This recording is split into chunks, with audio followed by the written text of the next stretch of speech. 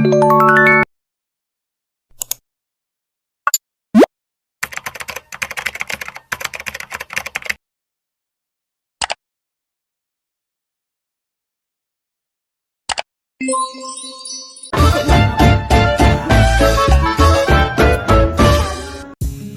what's up guys? And for today's video, another day and another vlog. Ayan, at init tayong konti and mangstorbo tayo sa ating mga pamangkin ng mga tulog at magsa-cellphone. Ayan, konting kulitan lang.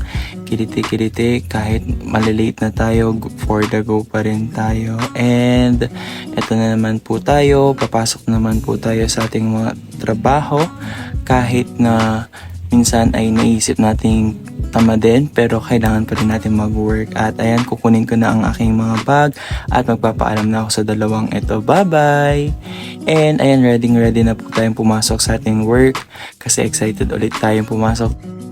And ayan nga guys, nakasakay na tayo sa may aircon for today's video. Naka-aircon ng person at hindi pawis-pawis papunta ng kanyang trabaho. At ayan, maglalakad na po tayo papunta sa ating work. At ayun, natatanaw ko ng Thai Garden. At mag-elevator na. Hindi na naman nahirapan ng person for today's video kasi naka-elevator ang person. Diba?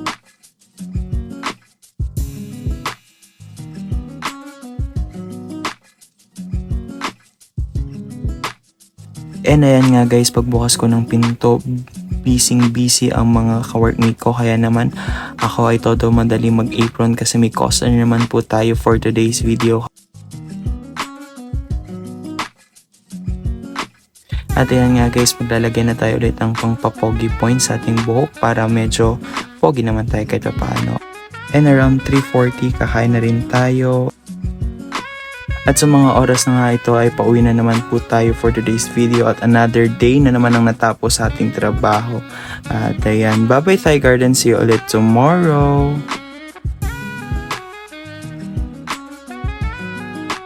And ayan nga guys, kung napapansin nyo, madilim ang paligid dahil brownout po ang dagupan for today's video. At ang mga tao ngayon guys ay nasa labas nagpapahangin kasi sobrang init for today's video.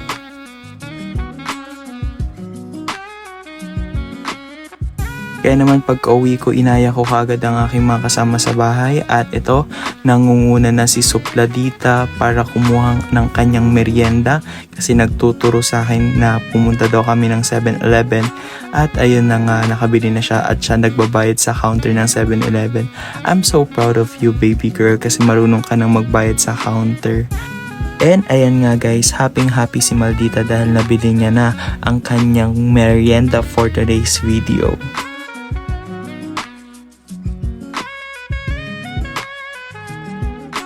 At dahil nga walang kuryente sa bahay ay pupunta kami sa dagat kasi doon kami mag-i-stay hanggat wala pang kuryente. Kaya tara, samahan nyo kami.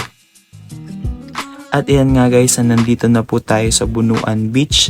And napansin ko rin marami ring tao dito na nakatambay dahil siguro sa walang kuryente. And nagdala na rin kami ng aming higaan para maging relax kami. At sa mga oras nga na to, nagmumuni-muni kami at nagpapahangin dahil napakainit nga talaga guys.